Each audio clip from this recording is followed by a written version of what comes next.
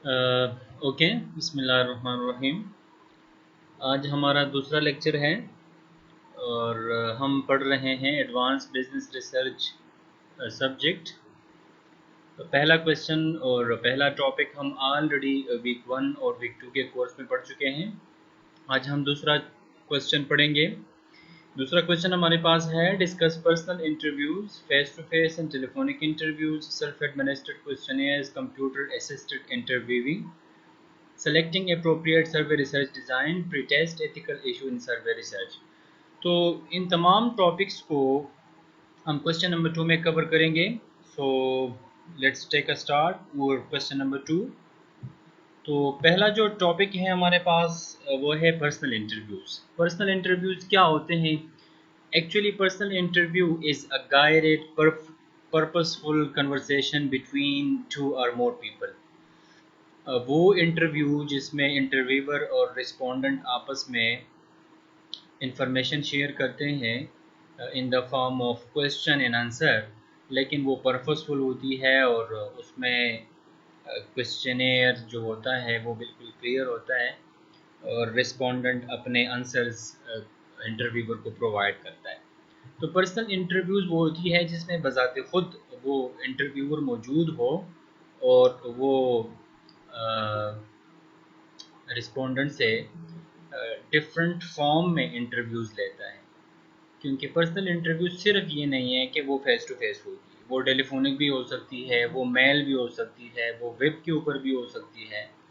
तो इसीलिए हम पर्सनल इंटरव्यू के मज़ीद टाइप्स भी पढ़ेंगे और इसमें हम डीपली जाके जो इसके मेन पर्पसेस है वो भी हम टेक आउट करेंगे, जो इसके एडवांटेजेस एंड डिसएडवांटेजेस है वो भी हम पढ़ेंगे। So let's move to the second topic and that is face to face और टेलीफोनिक इंटरव्यू। ज़रूरी नहीं है कि हर जगह पर हमें रिस्पोंडेंट्स अवेलेबल हो, लोकली अवेलेबल हो और हम उसके साथ face to face interview conduct कर लें।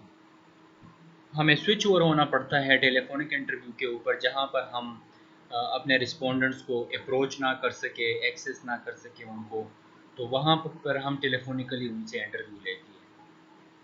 अब टेलीफोनिक इंटरव्यू और फेस टू फेस इंटरव्यू में फ़र्क है।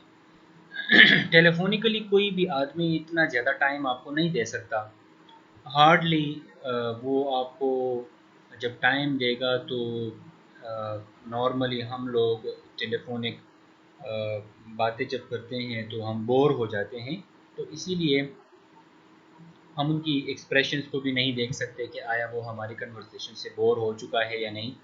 लेकिन फ़ेस टू फेस इंटरव्यू और टेलीफोनिक इंटरव्यू में फिर फ़र्क है कि जहाँ पे आपके सामने कोई बंदा बैठा है, उसके क्या एक्सप्रेशंस है, थक गया है, तो टेलीफोनिकली हमें पता नहीं चलता कि आगे से उसकी क्या लेवल है।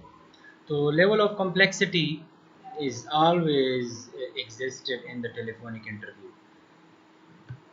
नेक्स्ट हमारे पास है कंप्यूटर असिस्टेड इंटरव्यूइंग। इसको हम CAI कहते हैं।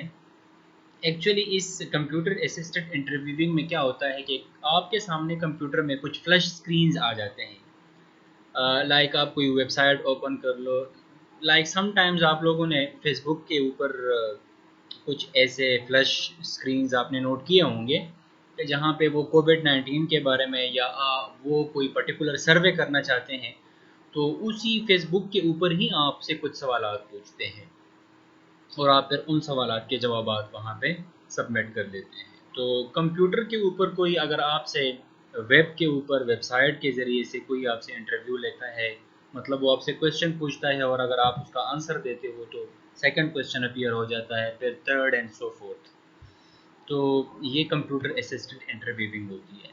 नेक्स्ट हमारे पास है सेल्फ एडमिनिस्ट्रेड क्वेश्चनियर। अब face to face telephonic interview और पर्सनल इंटरव्यू के बाद अब हम आ जाते हैं सेल्फ एडमिनिस्ट्रेड क्वेश्चनियर के की तरफ, कि जहाँ पे ये जो क्वेश्चनियर होता है एक्चुअली हम खुद अपने हाथों से इसको फार्मूलेट करते हैं, इसको डिज़ाइन करते हैं, डेवलप करते हैं। उसमें डिफरेंट सेट्स ऑफ क्वेश्चंस होते हैं कि जहाँ पे रिस्पोंडेंट ने हमें अपने आंसर्स रिकॉर्ड करने होते हैं वहाँ पे, और वो क्वेश्चन जो होते हैं वो क्लोज एंडेड भी हो सकते हैं as well as open ended भी हो सकते हैं। तो सेल्फ एडमिनिस्ट्रेटेड क्वेश्चनियर के टाइप्स को आगे हम पढ़ते हैं। लाइक ये 4 टॉपिक है और ये 4.1 टॉपिक है। तो पर्सनल एडमिनिस्ट्रेटेड क्वेश्चनियर अब हम पढ़ते हैं और ये एक सेल्फ एडमिनिस्ट्रेटेड क्वेश्चनियर का एक टाइप है। सेल्फ एडमिनिस्ट्रेटेड क्वेश्चनियर हम इसको कहते हैं कि जहाँ पे हम कोई questionnaire, questionnaire is actually a set of questions, a list of questions is called questionnaire. तो क्वेश्चनियर खुद हम डिज़ाइन करते हैं, एक इंडिपेंडेंट रिसर्चर खुद उसको डिज़ाइन करता है और फिर वो जाके रिस्पोंडेंट से उनके आंसर्स को रिकॉर्ड करवा देते हैं। तो इसका पहला टाइप है personal administrated questionnaires. Personal administrated questionnaire वो होता है कि पर्सनली हम खुद क्वेश्चनियर्स को डिज़ाइन करते हैं और फिर हम पर्सनली उसको लोकली अपने रिस्पोंडेंट से फिल करवाते हैं और उनके आंसर्स को हम रिकॉर्ड कर देते हैं। तो डेटा को कलेक्ट करने का एक बहुत अच्छा तरीका वो यही है कि हम खुद अपने रिस्पोंडेंट से डेटा कलेक्ट कर ले through personal administrated questionnaire.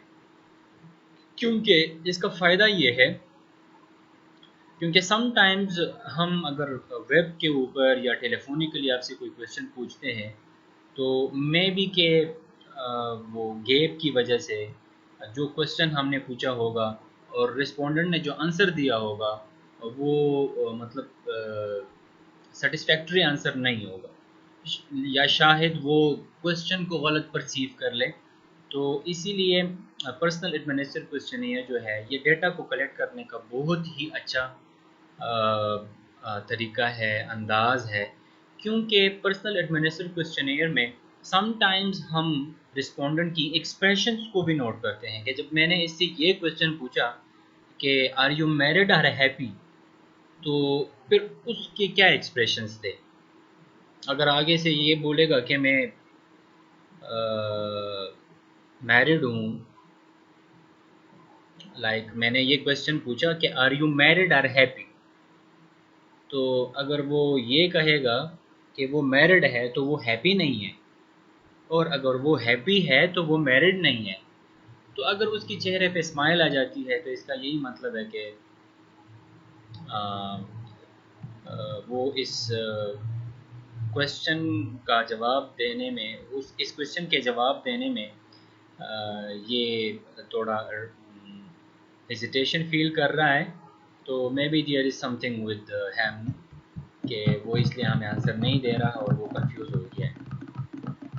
Sometimes हम किसी से कोई क्वेश्चन पूछते हैं तो चेहरा कभी कभी पीला पड़ जाता है, कभी पसीना आ जाता है या कभी उसके हाथ कांपने लग जाते हैं कि आप उधर क्या कर रहे थे। तो इसीलिए पर्सनल एडमिनिस्ट्रेटेड क्वेश्चनियर जो है ये बहुत ही एक अच्छी टेक्निक है डेटा को कलेक्ट करने के लिए। अच्छा, let us move to the next topic and that is mail questionnaires. देखिए एक्चुअली पर्सनल एडमिनिस्ट्रेटेड क्वेश्चनियर तो sometimes it is very costly, क्योंकि हर एक बंदे के साथ आप मिलोगे तो आई थिंक सो कि sometimes it become very hard to conduct interview with each and every one. So इसीलिए हम इस तरह करते हैं कि मेल क्वेश्चनियर्स का ये मतलब है कि हम ईमेल के ज़रिए से तमाम रिस्पोंडेंट्स को मैसेजेस और क्वेश्चनियर्स फॉरवर्ड करते हैं और फिर हम उनसे एक्सपेक्ट करते हैं कि वो हमें उन क्वेश्चनियर्स के अगेंस्ट आंसर्स रिकॉर्ड करके वापस भेज देंगे। लेकिन आजकल अगर आप देख लें तो सोशल मीडिया का दौर है और soon after the arrival of internet and mobile phones and social networks, so mail questionnaires has somewhat become redundant or even obsolete। मतलब मेल क्वेश्चनियर का वो दौर अब जा चुका है और लोग यूजुअली व्हाट्सएप पे और वेब के ऊपर और अदर सोशल मीडिया के ऊपर अपने क्वेश्चनियर्स को एक दूसरे के साथ शेयर करते हैं और डेटा कलेक्ट करते हैं। So let us move to the next topic and to the next point, and that is electronic and online questionnaires. Electronic and online questionnaire का ये मतलब है कि आजकल तो लेटेस्ट टूल्स आ गए हैं। लाइक मैं आपके साथ यहाँ पे एक वेबसाइट को या एक टूल को आपके साथ शेयर करता हूँ जिसको हम कहते हैं गूगल फॉर्म। तो गूगल फॉर्म अगर आप नेट में सर्च कर ले गूगल फॉर्म के बारे में, लाइक यहाँ पे मैं आपको बताता हूँ, मैंने गूगल फॉर्म यहाँ पे टाइप कर दिया है तो पहला वाला लिंक आ गया है, Google forms free online survey for personal use. तो ऑनलाइन सर्वे हम कर सकते हैं और इसको भी हम इलेक्ट्रॉनिक सर्वे कहते हैं। लाइक यहाँ पे हम आ जाते हैं और फिर गूगल फॉर्म में हम अपने क्वेश्चंस को टाइप करते हैं, चाहे वो ओपन एंडेड है चाहे वो क्लोज एंडेड है, और फिर उन्हीं ओपन और क्लोज एंडेड इंफॉर्मेशन को लेके फिर आगे हम इसकी लिंक को व्हाट्सएप और Facebook and other social media के ऊपर अपने रिस्पोंडेंट के साथ शेयर करते हैं और वो इजीली इसको फिल करके सबमिट के बटन पे क्लिक करके वो हमें आगे फॉरवर्ड करते हैं। तो यहाँ पे मैं आपको एक अनटाइटल फॉर्म मैंने बनाया है, ये मैं आपके साथ शेयर करता हूँ, आप ज़रा देख लें। ये एक्चुअली एक सर्वे फॉर्म है सब्जेक्टिव हैप्पीनेस स्केल के बारे में, preliminary reliability and construct validity. तो यहाँ पर हम अपने रिस्पोंडेंट से एज के बारे में पूछते हैं कि व्हाट इज़ योर एज, क्योंकि मैंने आपको बताया था कि क्वेश्चनियर के 2 सेक्शंस होते हैं। पहले वाले सेक्शन को हम डेमोग्राफिक सेक्शन कहते हैं। डेमोग्राफिक सेक्शन वो सेक्शन होता है जिसमें हम अपने रिस्पोंडेंट से उनकी एज के बारे में, उनकी जेंडर के बारे में, उनकी मैरिटल स्टेटस के बारे में, उनकी इनकम के बारे में, और उनकी लोकेशन के बारे में, और साथ ही साथ उनकी डिसिप्लिन के बारे में। लाइक अगर मैं आपसे डेटा कलेक्ट करता हूँ तो मैं आपसे खामखा ये क्वेश्चन पूछूंगा कि what is your discipline, MBA, M.Com, BS commerce और BBA के स्टूडेंट हो, और ये what is the level of your semester, मतलब आप कौन से सेमेस्टर में पढ़ रहे हो। तो ये वो पोर्शन था जिसको हम डेमोग्राफिक सेक्शन कहते हैं। तो डेमोग्राफिक सेक्शन में हम ये क्वेश्चन यहाँ पे इजीली टाइप कर सकते हैं। देखो मैं इसको एडिट भी कर सकता हूँ, चेंज भी कर सकता हूँ, और फिर इसका एक लिंक भी मुझे मिल जाता है, और वो लिंक फिर आगे मैं अपने रिस्पोंडेंट के साथ शेयर करता हूँ। तो ये जो पहला वाला सेक्शन है ये डेमोग्राफिक सेक्शन है, और नीचे वाला सेक्शन जो है ये वेरिएबल्स के बारे में है। तो मैंने यहाँ पे 4 क्वेश्चंस आपसे पूछे हैं जो मेरे वेरिएबल्स हैं स्टडी के। पहला क्वेश्चन है in general I consider my self. अब यहाँ पे जो आपको 1 2 3 4 5 नज़र आ रहा है ये एक्चुअली मैं अपने रिस्पोंडेंट से डेटा कलेक्ट कर रहा हूँ, लेकिन डेटा जब हम कलेक्ट करते हैं तो उसके लिए खामखा हमारे पास कोई अप्रोच या कोई मेथड होता है। तो यहाँ पे मैंने लिकर्ट स्केल यूज़ किया है। लिकर्ट स्केल एक्चुअली एक ऐसा स्केल होता है कि जिसमें एक मिड पॉइंट होता है 3 और 2 पॉइंट्स यहाँ पे होते हैं और 2 नंबर्स यहाँ पे होते हैं। ये ज़रूरी नहीं है कि ये 5 हो, ये 7 भी हो सकते हैं और ये 9 भी हो सकते हैं। तो लिकर्ट स्केल एक ऐसी स्केल होती हैं कि जहाँ पे एक साइड से हम इसको पॉजिटिव लेते हैं और दूसरे साइड से हम इसको नेगेटिव लेते हैं। तो ये जो लेफ़्ट साइड वाला है जहाँ पे 1 नज़र आ रहा है आपको, तो यहाँ पे हम लिखते हैं अनसेटिस्फैक्ट्री या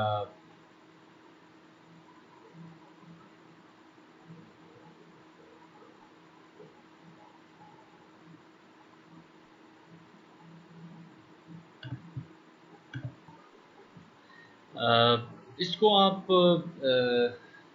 दूसरे मानों में मैं आपको ये कह सकता हूँ कि यहाँ पे ये जो हमने स्केल लिया हुआ है तो ये 5 पॉइंट लिकर्ट स्केल है, जो कि 1 से शुरू होता है और 5 पे ख़त्म हुआ है।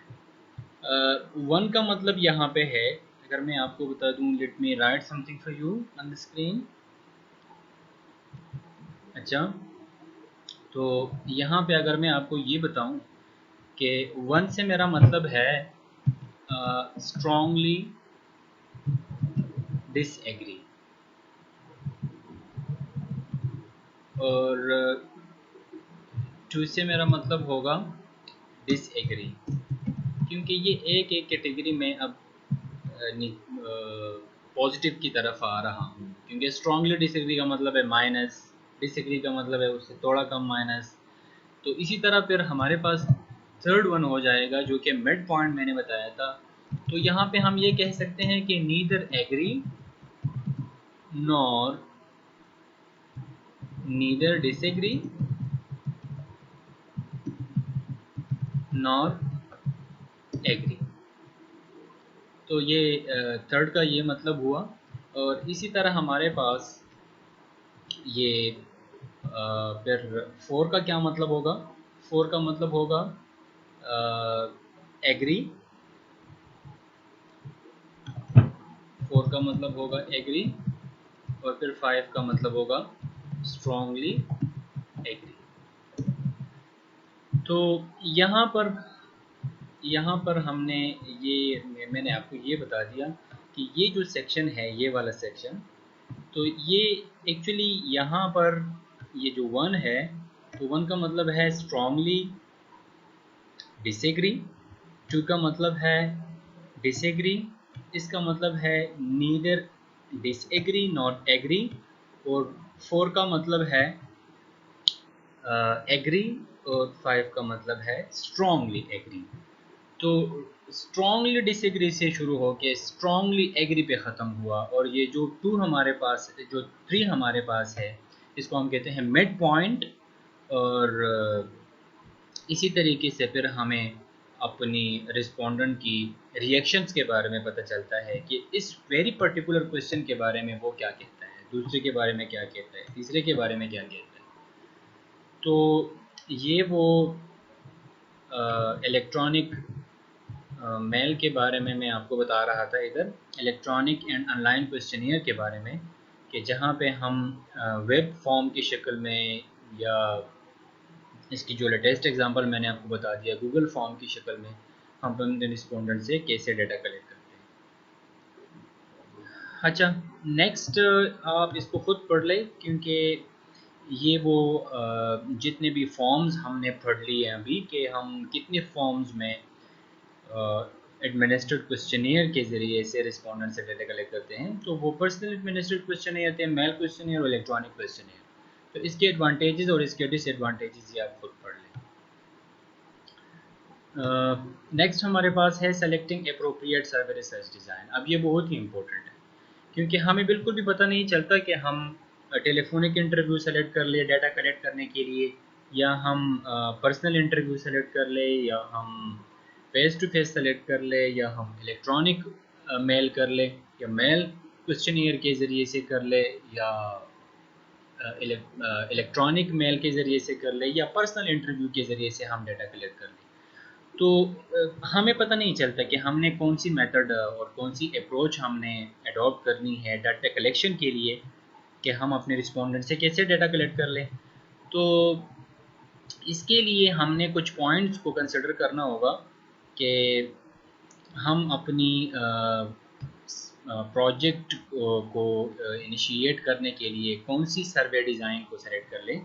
तो सबसे पहले हमें पॉपुलेशन और सैम्पलिंग को देखना पड़ता है कि जिन लोगों से हम डाटा कलेक्ट करते हैं, तो वो टारगेट पॉपुलेशन की क्या लेवल है, मतलब उनकी लिटरेसी की क्या लेवल है, उनकी लैंग्वेज के कोई इशू तो नहीं है। लाइक अगर मैं चतराल में किसी से डाटा कलेक्ट करता हूँ और मुझे चतराली लैंग्वेज बिल्कुल भी नहीं आती, तो आगे से मेरे लिए बहुत मुश्किल होगा। या सम टाइम जियोग्राफिकल लोकेशंस ऐसा होता है, अगर मुझसे कोई ये कहे कि आप कश्मीर में जाके डाटा कलेक्ट कर लें, तो अब कैसा पॉसिबल है कि कश्मीर में हम जाएं, वहाँ पे ऑलरेडी कर्फ्यू चल रही है। तो लिटरेसी लेवल है, समटाइम्स हमने क्वेश्चंस इंग्लिश में पूछने पड़ते हैं और उनकी लिटरेसी लेवल वो होते नहीं है, एजुकेशन लेवल इतना नहीं होता। तो इसीलिए फिर इन चीज़ों को देखने के बाद हम फिर डिसाइड करते हैं। लाइक अगर मैं आपको एक आसान तरीका ये बताऊं कि अगर आपने डाटा कलेक्ट करना है और वो भी कॉलेज स्टूडेंट से, तो आप easily online survey method apply कर सकते हैं। लाइक अगर आप लोगों को याद हो, तो हमने एक मरतबा डाटा कलेक्ट किया था कॉलेज में BS 4 और BS 6 के स्टूडेंट से, कि जहाँ पे हमने गूगल फॉर्म यूज़ किया था और हमने आपको आपके मोबाइल फ़ोन्स पे डेटा का लिंक आपको प्रोवाइड किया था, और फिर आप लोगों ने उसको फिल किया था, या शायद MBA के स्टूडेंट्स थे। लेकिन यहाँ पर मेरे पास कुछ उनके वो रिस्पोंडेंट्स भी अवेलेबल है। देखो, ये हमने इलेक्ट्रॉनिक फॉर्म में गूगल फॉर्म की शक्ल में क्वेश्चंस बनाए थे, और ये इनके रिस्पॉन्सेज है। तो रिस्पॉन्सेज में कभी कभी हमारे पास कुछ रिपोर्ट्स भी आ जाते हैं, like what is your age, तो 20 रिस्पॉन्सेज आए हैं। तो 30% अब हमारे पास कहाँ से ये रिस्पॉन्सेज आए हैं, तो 31 एंड अबव ये जो है, तो ये एज है। वो स्टूडेंट जिनकी एज 31 एंड अबव है, उन्होंने हमें 30% रिस्पॉन्सेज, या उन्होंने रिस्पॉन्सेज दिए, या उन्होंने क्वेश्चनियर्स को फिल किया है। इसी तरह 10% जो है वो 26 टू 35 ईयर्स ऑफ एज के स्टूडेंट जो है, तो उन्होंने 10% हमें क्वेश्चनियर्स वापस किए हैं, या उन्होंने क्वेश्चनियर्स फिल करके हमें रिस्पॉन्ड दिया है। इसी तरह 30% है, 15%। नीचे आप आ जाएं तो हर एक क्वेश्चन का अपना एक ग्राफ होगा, लाइक फीमेल ने 20% रिस्पॉन्ड किया है हमें, और 80% जो रिस्पॉन्ड किया है तो वो मेल है। इधर भी आप कलर्स को मैच कर सकते हैं, फीमेल और ट्रांसजेंडर। तो ट्रांसजेंडर तो बिल्कुल भी नहीं थे, तो मेल और फीमेल ने हमें रिस्पॉन्ड किया था। तो अब ये वो रिस्पॉन्सेज है जो कि मैं आपको बता रहा था, कि अगर कॉलेज स्टूडेंट हो तो आप उनसे इजीली ऑनलाइन सर्वे मेथड के ज़रिए से डेटा कलेक्ट कर सकते हैं। लेकिन अगर वो होमलेस पीपल है, होमलेस पीपल का ये मतलब है कि वो इतने गरीब है कि ना वहाँ पे कोई नेट है, ना उनके पास मोबाइल फ़ोन है, तो फिर तो बहुत मुश्किल है कि आप उनसे ऑनलाइन सर्वे मेथड के ज़रिए से डेटा कलेक्ट कर लें। तो इसीलिए पर्सनल इंटरव्यू सर्वे पर बहुत ही सूटेबल होगी कि आप पर्सनली जाके उनसे डेटा कलेक्ट करें। तो पहला पॉइंट तो ये है कि आप अपने पॉपुलेशन और सैम्पलिंग को देख लो। सैम्पलिंग का यही मतलब है small portion of the whole population. Population का ये मतलब है कि आपने कितने पूरी कहाँ से आपने डेटा कलेक्ट करना है, और वो फिर जो एरिया आपने सेलेक्ट की है, तो उस एरिया में फिर आपने किन किन लोगों से डेटा कलेक्ट करना है। तो अगर आपकी पॉपुलेशन बहुत बड़ी है या स्कैटर्ड है, या आपकी सैम्पल साइज़ बहुत स्कैटर्ड है, तो फिर आप उसके हिसाब से अपनी सर्वे डिज़ाइन और डेटा कलेक्शन का जो टेक्निक होगा वो तो अकॉर्डिंगली चेंज हो जाएगा। नेक्स्ट हमारे पास है क्वेश्चंस। अगर आपके क्लोज एंडेड क्वेश्चंस है, अगर आपने क्लोज एंडेड क्वेश्चंस बनाए हैं, तो फिर आपके लिए एक आसान जो सर्वे मेथड है, तो वो पेंसिल एंड पेपर सर्वे हो सकती है। लाइक जो सेल्फ एडमिनिस्ट्रेड क्वेश्चनियर्स होते हैं, पर्सनल इंटरव्यूज जो होते हैं, ऑनलाइन सर्वे भी आप कर सकते हैं, और टेलीफोनिक सर्वे भी आप कंडक्ट कर सकते हैं। अगर आपके क्वेश्चंस क्लोज्ड एंडेड है, क्लोज एंडेड का ये मतलब है कि अगर मिसाल के तौर पे मैं आपसे क्वेश्चन पूछूं कि आपको एप्पल और बनाना में कौन सा पसंद है, तो अब मैंने यहाँ पे अपने क्वेश्चन को क्लोज्ड एंडेड बनाया हुआ है। बस आप मुझे इसमें से एक आंसर बता दें और मेरा क्वेश्चन खत्म।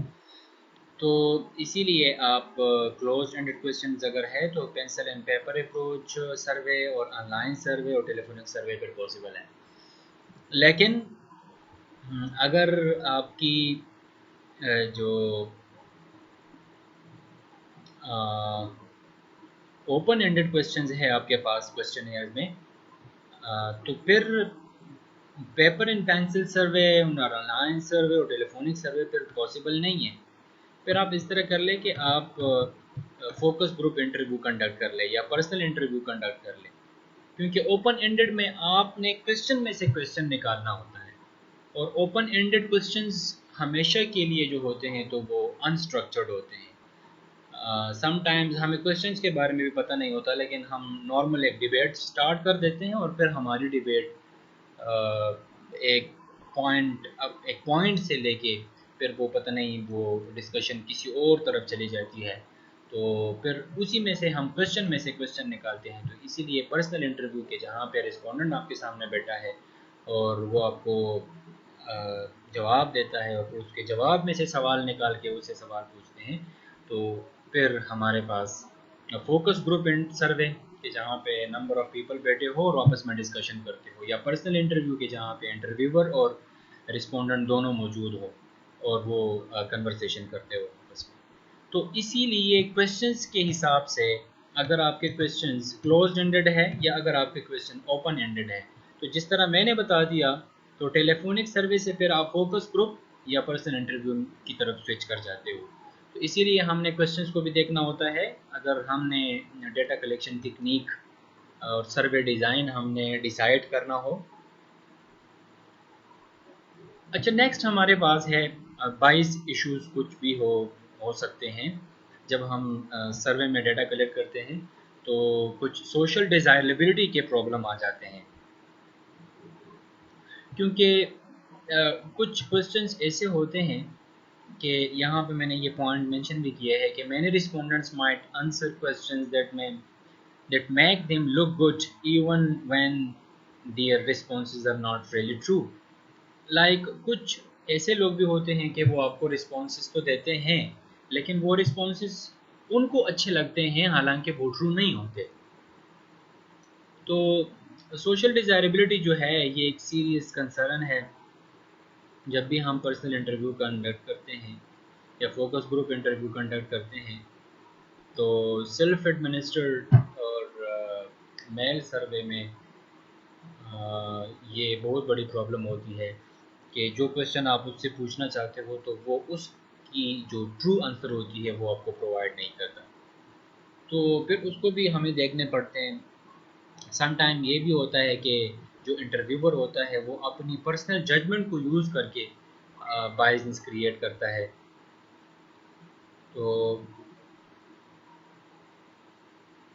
तो इसीलिए मैं कहता हूँ कि अगर सोशल डिज़ायरेबिलिटी की इशू हो कि जहाँ पे आपके क्वेश्चन का जो मकसद होगा और रिस्पोंडेंट आपको जो आंसर देता है वो उसकी आंसर देने से पूरा नहीं होता, मतलब आपकी क्वेश्चन का मकसद पूरा नहीं होता, तो आप फिर इस तरह कर ले कि पर्सनल इंटरव्यू कंडक्ट कर ले और उस पर्सनल इंटरव्यू में आप उसकी बायसनेस को भी नोट कर ले कि उसने किस तरह मेरे उस सवाल का जवाब दिया और जवाब को फिर ट्विस्ट करके मेरे सामने रख दिया।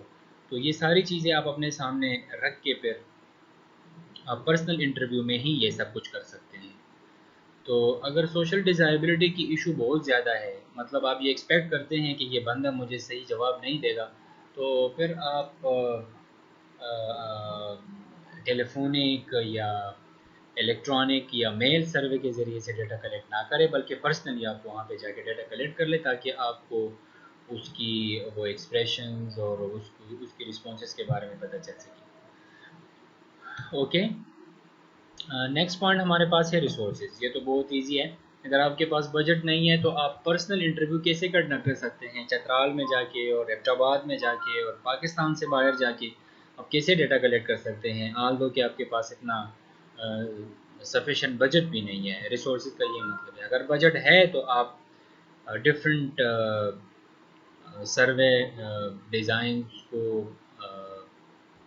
अप्लाई कर सकते हैं, लेकिन अगर आपके पास बजट रिसोर्सेज कम हैं तो फिर आप मेल क्वेश्चनेयर्स या इलेक्ट्रॉनिक मेल को यूज़ कर लेके जहाँ पे आपको किसी जगह पे पर्सनली नहीं जाना पड़ता है, बल्कि आप वहाँ पे जाके उनको इलेक्ट्रॉनिकली कोई क्वेश्चनेयर फॉरवर्ड करते हैं और वो उसको फिल करके आपको वापस भिजवाते हैं।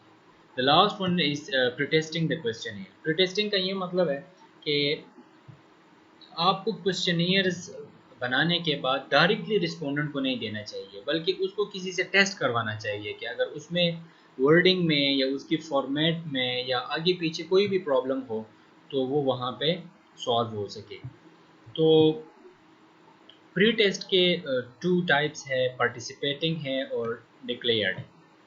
तो पार्टिसिपेटिंग का ये मतलब है कि हम अपने रिस्पोंडेंट्स को ये शो करते हैं, बल्कि उनको ये बताते हैं कि आप एक प्रैक्टिस रन में हैं और ये एक क्वेश्चनेयर है, हम आपसे इसकी प्रूफ रीडिंग करवाते हैं।